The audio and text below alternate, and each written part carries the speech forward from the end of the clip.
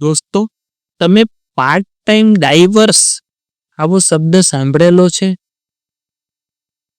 જો ના, તો આ રીલ તમારા માટે છે. વાત કરું છું પતિ અને પત્નીની.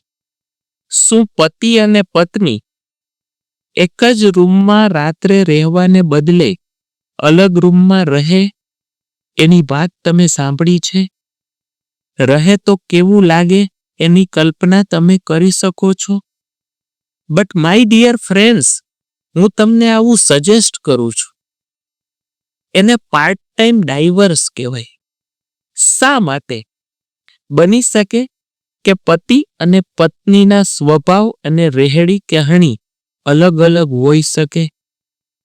કોઈને નસકોરા બોલાવવાની ટેવ હોય, કોઈને મોડું સૂવું ગમતું હોય, કોઈને વહેલું સૂવું ગમતું હોય, કોઈને પડખા ફેરવવાની ટેવ હોય, કોઈને મોબાઈલ જોવાની ટેવ હોય, કોઈને ગણગણવાની ટેવ હોય, કોઈને વાતો કરવી હોય, કોઈને વાંચન કરવું હોય, કોઈને ગેમ રમવી હોય, કોઈને ગોસિપમાં ઇન્ટરેસ્ટ હોય, કોઈને કામ કરવું હોય.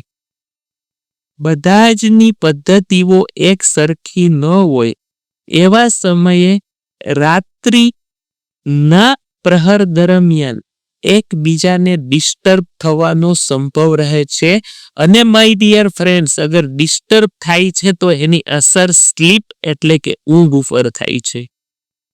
અને માનવ જીવનનું સૌથી મહત્વનું ઘટક એ ઊંઘ છે. અગર ઊંઘને ડિસ્ટર્બ થાય ને તો એના પછીનો આખો દિવસ ડિસ્ટર્બ થાય છે અને એની અસર બધા જ કાર્યો પર પડે છે. એટલે જો એવું લાગતું હોય તો અઠવાડિયામાં 1 વખત, અઠવાડિયામાં 2 વખત કે અઠવાડિયામાં 3 વખત પણ પાર્ટ ટાઈમ ડાઈવર્સ લઈ શકાય છે. જો સંબંધોની અંદર વધારે મધુરતા જાળવી રાખવી હોય તો. અઘરું છે પણ અશક્ય નથી. વિચારજો.